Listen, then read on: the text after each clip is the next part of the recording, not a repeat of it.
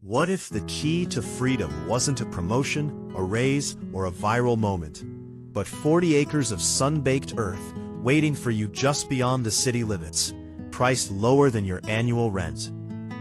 Imagine trading the symphony of slamming car doors, neighbor arguments bleeding through drywall, and the soul-sucking crawl of rush hour for the quiet hum of desert wind, the silhouette of distant mountains at dusk, and a horizon so vast it recalibrates your sense of possibility.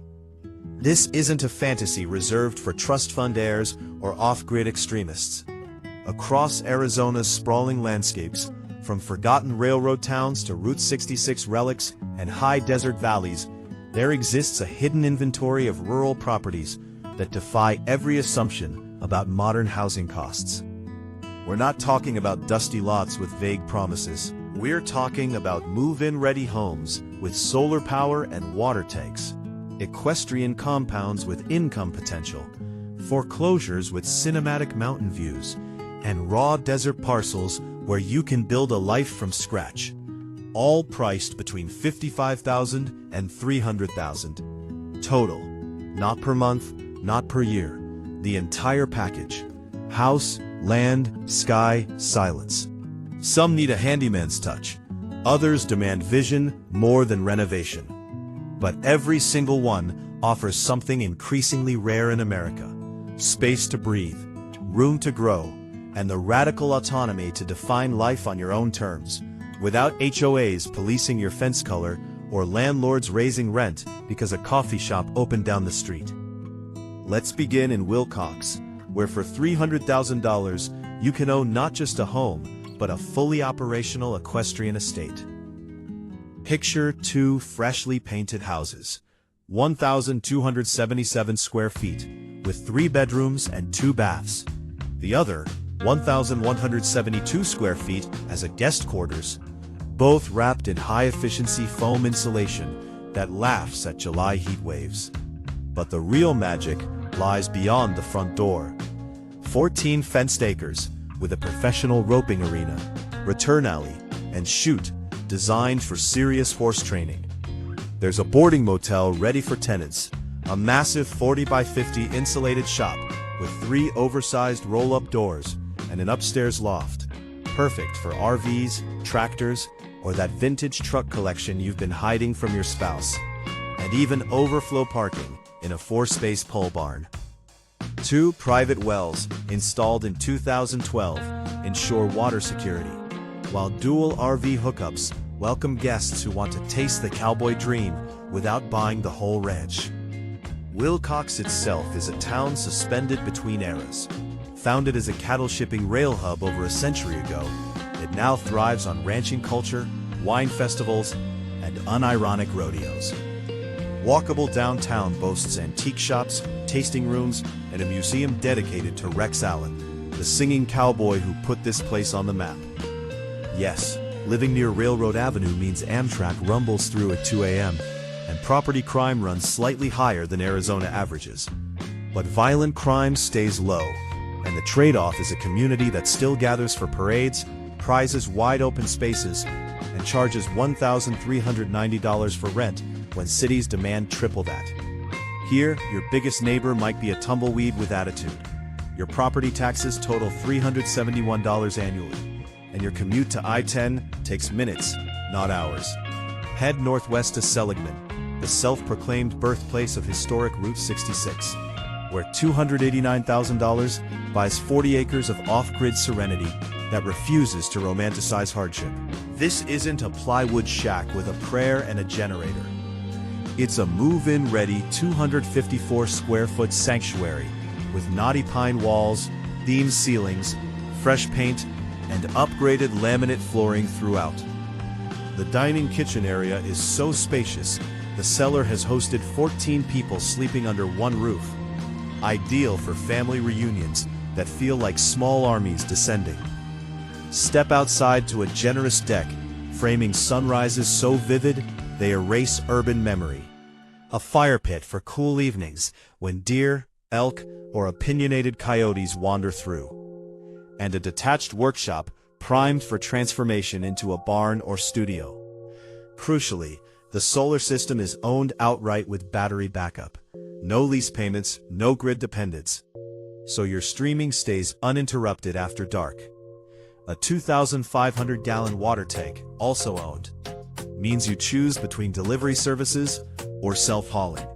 Verizon provides reliable cell service and internet, proving self-sufficiency doesn't require time travel to the 1800s. Just 1,312. Seligman itself is polarizing by design. A 700-person time capsule of Americana kitsch, with retro motels, vintage cars frozen mid-cruise, and diners serving pie since Eisenhower's presidency. Love Route 66 nostalgia, and you'll feel perpetually on vacation. Crave Target runs, and you'll feel marooned. But within 2 hours lie both rims of the Grand Canyon, Prescott National Forest trail networks, and some of Earth's darkest skies for stargazing. Crime is virtually non-existent beyond occasional opportunistic theft.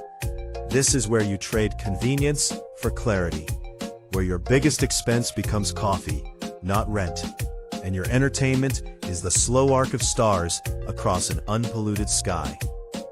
In the whisper-quiet farming community of Arivaca, population 131, median age 63, you'll find a property that comes with its own industrial backstory. For $265,000. Claim over 3,000 square feet of living space on 8 acres, plus a 2,500 square foot solid block workshop that once processed chilies commercially. The main house offers 4 bedrooms, 2 baths, and versatile zoning. One section features exterior access, a private bathroom, and potential for a kitchenette. Ideal as an in-law suite, rental unit, or holiday escape pod when relatives overstay. Large windows flood interiors with Sonoran light. The kitchen boasts a walk-in pantry acknowledging that bulk shopping is a rural necessity. The dining area accommodates all those Costco chairs gathering dust in city apartments. But the soul of this property is the former chili factory, now a blank canvas for homesteading, mechanics, or launching a micro-business. Restrooms are already installed. Possibilities are endless. A well drilled in 2021 guarantees water security. Annual taxes land at $1,210, less than many spend monthly on parking. Arivaca isn't for the socially ravenous. It's a place where people bought land decades ago and consciously opted out of noise. Median income hovers near $26,000. Typical rent is $460. Crime barely registers in such sparse populations. Picture yourself in that vast kitchen as chickens peck outside, then walking to the chili-scented workshop to build something meaningful. No traffic, no sirens, just wind and the quiet thrill of autonomy. If you need nightlife, this feels like exile. If you crave space to breathe and create without surveillance, it's liberation. Douglas, Arizona, a bilingual border town of 15,000 where Mexico's Agua Prieta sits literally next door, offers a different flavor of affordability. For $250,000, secure nearly 3,000 square feet of 1976 ranch-style solidity on 6.98 acres. 5 bedrooms, 2 baths, 2 fireplaces, because one simply wasn't enough for optimal coziness. Ceiling fans throughout, a 2-car garage plus 5 additional parking spaces, and dedicated RV access mean you can host extended family, park side hustle equipment, or store recreational toys without Tetris-level driveway logistics. The land stretches desert front and desert back, wire-fenced for privacy, yet open to horizon gazing. Annual taxes, $1,368. Douglas pulses with cross-border rhythm. Some residents work locally, others commute to Sierra Vista. Many walk across for meals or shopping. G Avenue's Mexican restaurants and old-timey bars are undergoing quiet revitalization. A planned 2-port solution by 2028 may boost local employment. Median home prices sit around $265,000. Average rent is $780. Crime statistics show manageable levels, 14 violent incidents, and 181 property crimes reported in 2023 across the entire town. Recreation thrives at Veterans Memorial Park, with courts, diamonds, and a public pool, while the Sky Island region's mountain ranges offer hiking and biking minutes away. Here, your commute is optional, your property taxes cost less than brunch for two, and your cultural landscape is authentically bilingual. No performative diversity, just lived reality. You're trading Whole Foods for authenticity, and for many, that's not a compromise, it's an upgrade. For those drawn to architectural eccentricity, Ashfork presents a dome house at the literal end of the road. Priced at $199,900, this 2,404 square foot, 3-bedroom, 2-bath geodesic structure sits on 40 acres of pure privacy. Built with 2x6 dome construction and spray foam insulation rated R49, it functions like a thermos with windows, maintaining temperature with shocking efficiency. Completely off-grid via an oversized solar array and professional-grade propane generator backup, you become your own utility company. But the showstopper is the third-level observation deck, delivering 360-degree panoramas. Mountains, desert, sky, and roaming antelope who treat fences as gentle suggestions. Partially fenced land ensures seclusion. No through traffic means no uninvited visitors. Annual taxes total $1,144. Ashfork itself is microscopic, 600 souls in a ranching enclave, where neighbors measure distance in miles, not feet. Median income surprisingly hits $79,861. Home values average $200,000. Williams lies 30 minutes away. Flagstaff, the nearest major hub, sits 60 miles distant. This isn't for convenience seekers. It's for those who find spiritual renewal in silence, who want to watch antelope graze at golden hour from a dome-shaped perch while their solar panels hum softly. A future imagined in the 1970s, finally realized.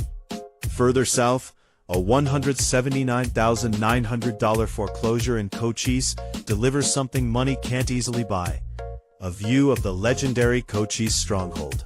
This 1,428 square foot, 3-bedroom, 2-bath home features clean Southwest design, earth tones, open flow, functional simplicity, built in 1992 with solid bones.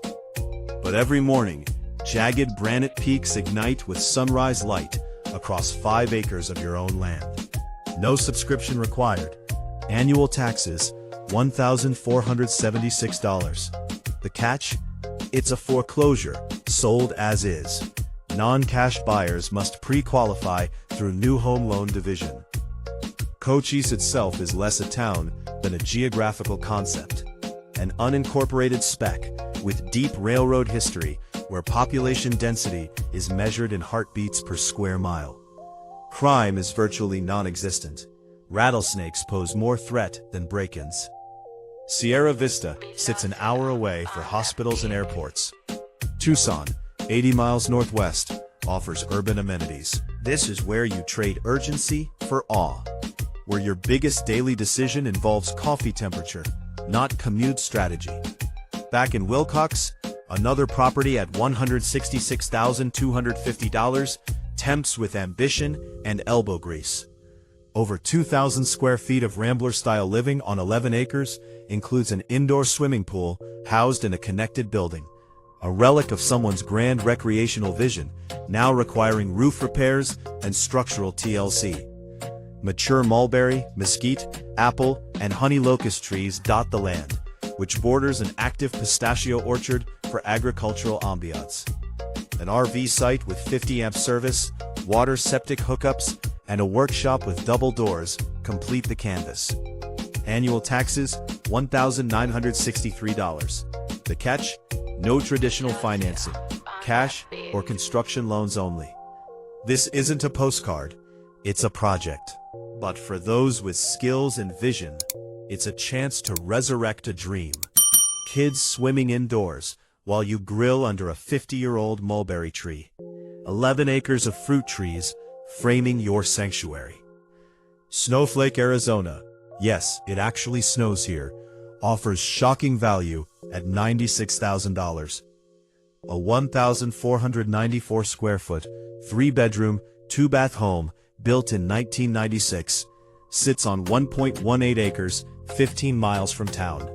Single-level living, stone-accented fireplace, updated flooring, butcher block counters, and functional layout make it immediately livable.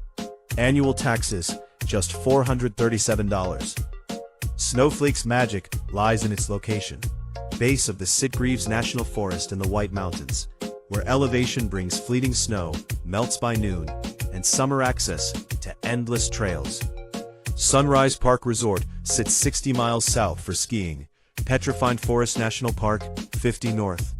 Median home prices here average $380,000, making this a $284,000 outlier. Crime runs 24% below national averages. You're trading walkability for wonder. 15 miles from Main Street means packing snacks, but gaining mountain silence and mortgage payments cheaper than car leases. Arivaca returns with an even sharper deal. $82,000 for a 2-story, 1,272 square foot foreclosure on 8.82 acres. 2 bedrooms, 2 baths, an upstairs deck with 360-degree views, and 2 garages, one with laundry bonus space, provide bones worth building upon. A second structure, listed as opportunity for remodel, waits to become guest house, studio, or Airbnb. Annual taxes, $1,410. This is pure potential, raw land, solid structure, and space to define your own narrative. Arivaca's 131 residents won't bother you. The desert won't judge your DIY skills. Bring a tool belt, patience, and imagination. What does it say about us that 40 acres of land, with a house, costs less than 1 year of rent in a city? It tells us we have inverted our priorities. We have turned access to jobs, entertainment, and services into an obsession that justifies paying fortunes for cramped spaces, constant noise, and the loss of autonomy. Meanwhile, land, the most fundamental resource for life, is sold for trivial amounts in areas we consider inconvenient. It is not that land has lost value. It is that we have redefined value in terms of immediacy and convenience, forgetting that space, privacy, and connection to the natural environment are forms of wealth no urban salary can easily buy. Is rural life an escape, or a legitimate way to reinvent the present? It is not an escape if it involves confronting different realities with intention, not flight. Many see the countryside as a refuge from urban stress, but rural life demands its own challenges. Solitude, self-reliance, distance from medical services, extreme climates. The difference lies in the kind of stress you choose to carry. In the city, stress comes from saturation, too many people, noise, simultaneous obligations. In the country, stress comes from responsibility. You are the one who fixes the dry well, the leaky roof, the emotional isolation. Reinventing life rurally only works when you accept that you are not running away from something, but walking toward a life that requires different skills, rhythms, and definitions of comfort. Why do we struggle to imagine a life without neighbors on the other side of the wall? Because we have normalized forced proximity as an inevitable condition of adulthood.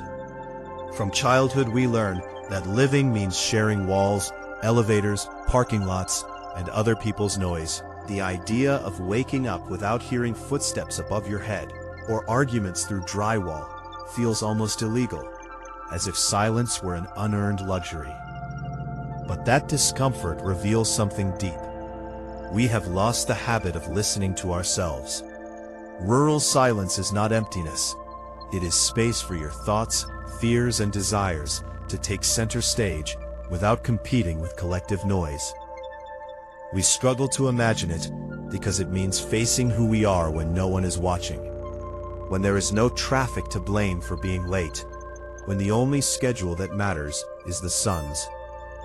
What does it mean that properties with income potential, like equestrian estates or industrial workshops, sell for less than a small apartment? It means the urban real estate market has detached from productive logic.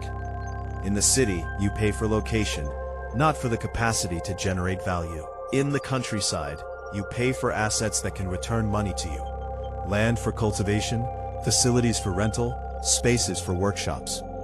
The paradox is that we value more a concrete box with no exterior access than a plot with infrastructure to create jobs or feed a family. It reflects an economy that rewards consumption over production, speculation over use. It also reveals a collective fear. We prefer to go into debt for perceived security, a building with a doorman, rather than invest in real autonomy, a well and a workshop, even when the latter offers greater long-term resilience. Is disconnection from urban services a sacrifice or a liberation? It depends on what you are willing to negotiate. Losing immediate access to specialized hospitals, 24-hour supermarkets, or food delivery is a real sacrifice for those who depend on such services due to health, age, or lifestyle. But for others, that disconnection frees them from invisible dynamics. The pressure to always be available, the anxiety of comparing lifestyles on social media, the obligation to participate in a constant consumption economy. The real question is not what you give up, but what you regain. Some discover that without delivery, they learn to cook. Without traffic, they recover hours to read. Without constant noise, they sleep deeply for the first time in years. Liberation is not in the absence of services, but in the possibility of defining for yourself what is essential. Why are we drawn to the idea of remodeling a ruined house when in the city we avoid even changing a light bulb? Because rural renovation symbolizes something urban life denies us: the possibility of leaving a tangible mark on our surroundings. In a rented apartment, every improvement benefits the landlord. Every modification requires permission. The ruined house in the desert, by contrast, is a blank canvas where every nail you hammer, every wall you paint, every tree you plant belongs exclusively to you. It is not nostalgia for the rustic. It is hunger for agency. In a world where so many decisions, from algorithms to corporate policies, escape our control, building something with your hands restores a primal sense of purpose. The ruin does not attract us for its decay, but for its promise. Here, what you do will directly affect your quality of life. What does it reveal that towns of a few hundred inhabitants offer more peace than paid therapy? It reveals that we have medicalized problems that are in fact environmental. Urban anxiety, chronic insomnia, the feeling of existential suffocation. Often these are not individual disorders, but logical responses to hostile environments.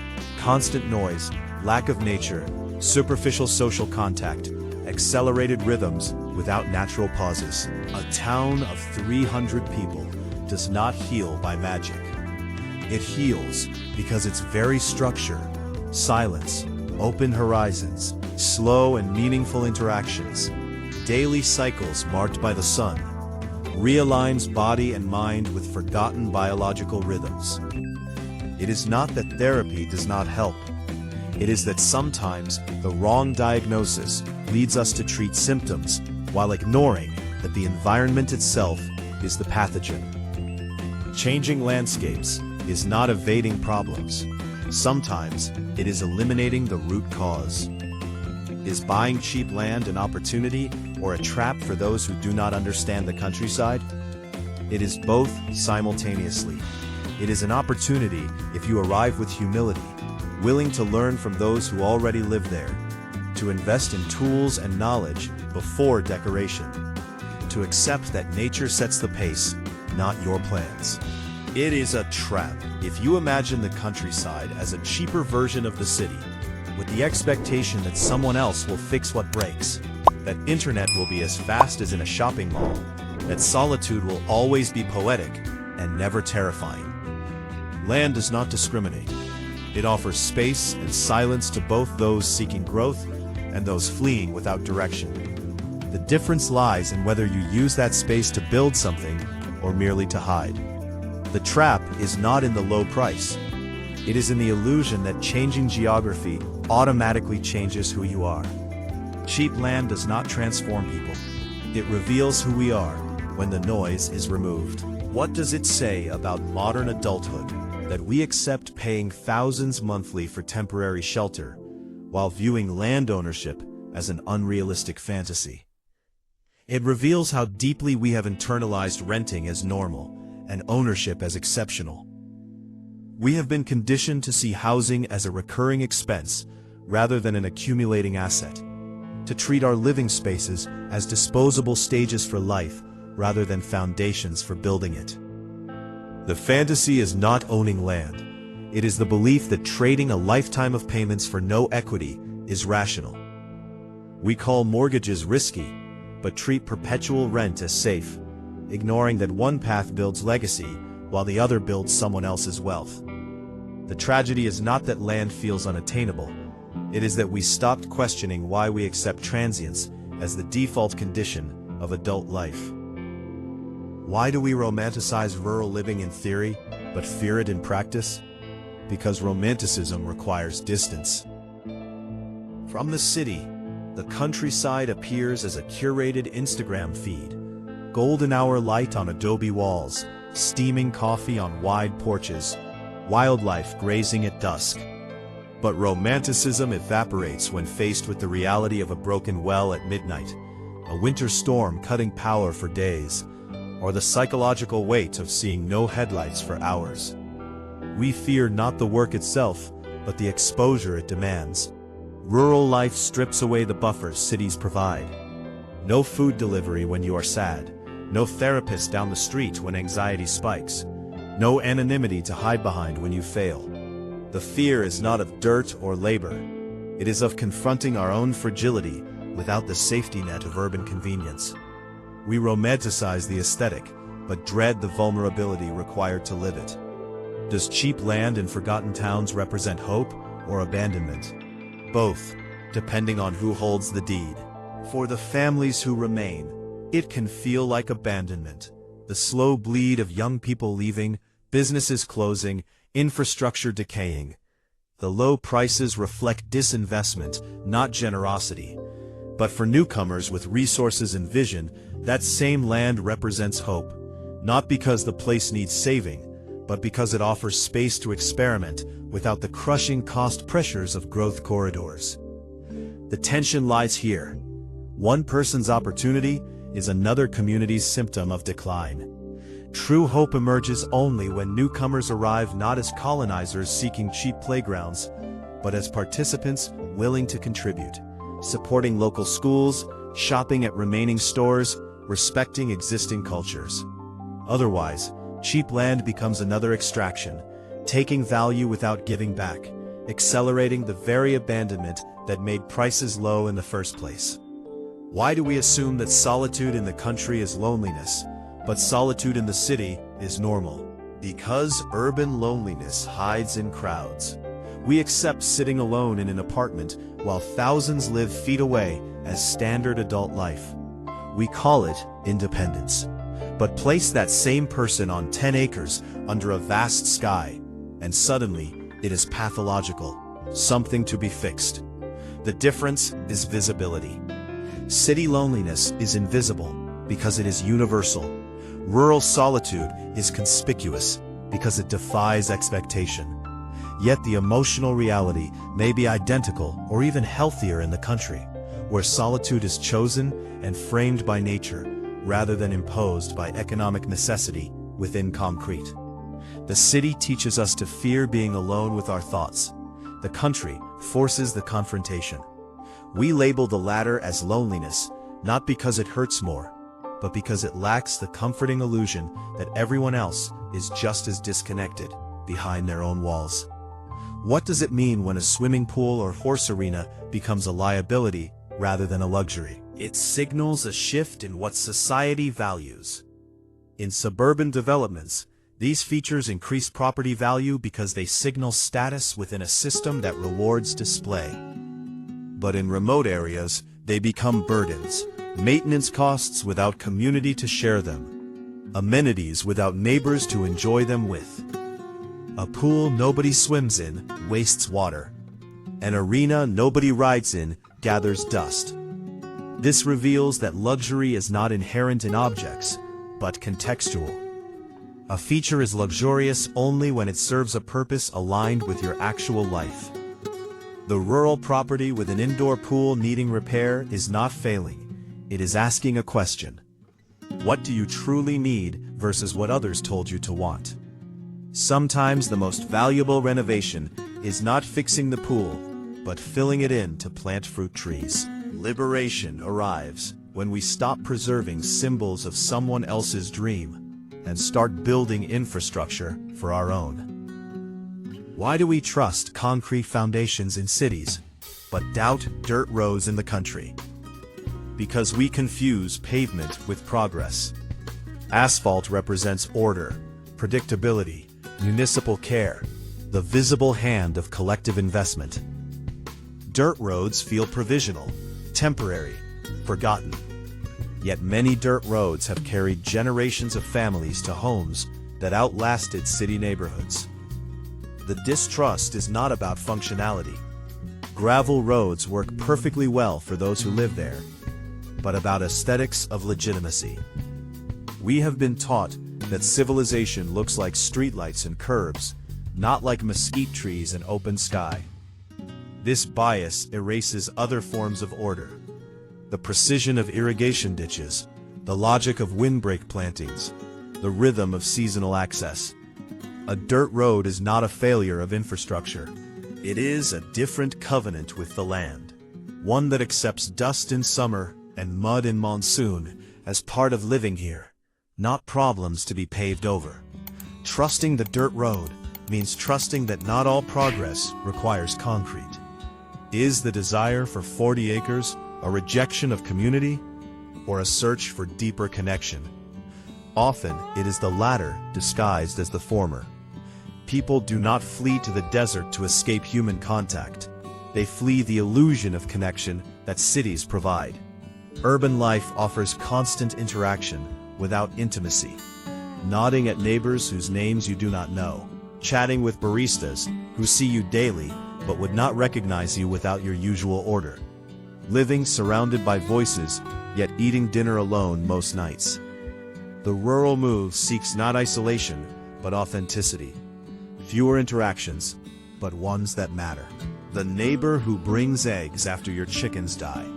The mechanic who fixes your truck on credit because he knows you will pay. The shared silence with a friend watching stars without needing to fill it with talk. This is not rejecting community. It is rejecting performance.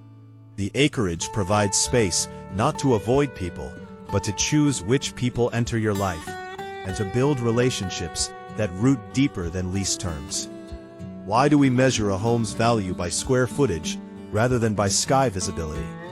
Because real estate markets quantify what is easily counted, not what is deeply felt. Square footage can be measured, compared, financed. The quality of light at 5 p.m. in October cannot. The sound of wind through cottonwoods has no appraisal value. The psychological impact of seeing stars every night does not appear on a balance sheet.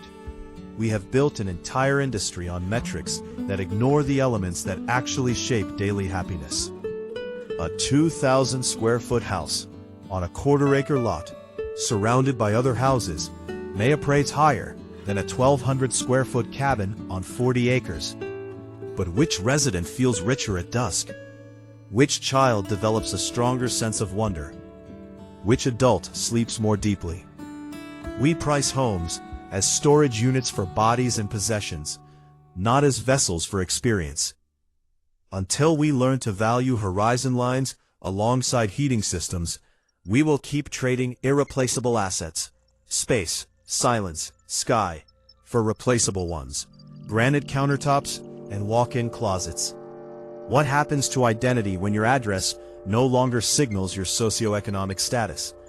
Liberation, eventually, But first, disorientation. In cities, neighborhoods function as shorthand. Zip codes telegraph income, education, political leanings. We wear our addresses like uniforms. Remove that signal, and something unsettling occurs. You must define yourself through actions rather than location. Who are you? When I live in Williamsburg or I'm in Pacific Heights, no longer does the work for you. Rural life forces this reckoning. Your value becomes what you grow, what you build, how you treat neighbors, not what you pay monthly to occupy space near desirable amenities. This terrifies those whose identity is tied to consumption and status display. But for others, it is the first honest breath in years. Without the pressure to curate a lifestyle for Instagram, you discover what you actually enjoy versus what you were told to want. The land does not care about your former title or salary. It only asks, can you fix a fence? Will you help when a neighbor's well fails? Do you show up? In that simplicity lies a different kind of dignity, one earned daily, not purchased with a down payment. Why do we call rural properties fixer-uppers, but urban apartments renovated? Language reveals bias. Fixer-upper implies deficiency, something broken, needing correction. Renovated implies enhancement, something already worthy made better.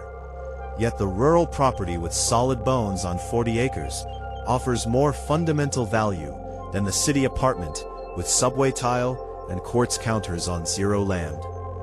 The bias lies in what we consider worth fixing. We celebrate updating finishes, but dismiss restoring function. A cabin needing a new roof is called a project. An apartment needing emotional resilience to endure thin walls is called normal. The rural property asks for physical labor. The urban apartment demands psychological labor, tolerating noise, negotiating shared spaces, accepting transience. We valorize the latter as maturity and frame the former as hardship. But which labor builds something lasting? Which creates equity versus which creates exhaustion? The language of real estate obscures the truth. Sometimes the thing needing the least fixing is not the structure, but our imagination about what a home should be. Why do we assume that living near wilderness requires rugged individualism, when many rural communities thrive on interdependence? Because popular culture sells the myth of the lone homesteader, self-sufficient, stoic, answering to no one. But real rural survival often depends on networks invisible to outsiders. The neighbor who loans a tractor during harvest, the volunteer fire department staffed by ranchers, the informal barter of eggs for fence repair. Cities create interdependence through transactions, paying for services rendered. The countryside creates interdependence through reciprocity, giving without immediate expectation of return, trusting the ledger will balance over seasons, not seconds. The myth of rugged individualism serves developers and romantics, not residents. Those who move to the desert expecting total self-reliance often burn out. Those who arrive willing to ask for help, share tools, and attend potlucks discover a different kind of wealth. The land does not reward isolation. It rewards relationship with soil, weather, animals, and people who understand both. What happens when your primary view is not another building, but a mountain that has stood for millions of years? Time perception shifts. Urban landscapes change monthly. New construction, repainted facades, rotating advertisements, training us to see time as rapid, disposable, upgradable. But a mountain does not upgrade. It erodes, millimeter by millimeter. Watching it teaches a different relationship with duration. Your life becomes a brief, bright flicker against geological patience. This can feel humbling or terrifying depending on your orientation. Some feel insignificance, the crushing weight of cosmic scale. Others feel relief, the freedom of knowing your mistakes will not echo for millennia. Your anxieties will not reshape bedrock. The mountain does not judge your productivity or Instagram followers. It simply exists, as it has, as it will. Living with that presence. recalibrates urgency. That email demanding immediate reply loses gravity when your window frames granite formed before mammals walked upright. Not all problems shrink, but their proportions adjust. You learn to distinguish between what is urgent and what is important, a skill no productivity app can teach.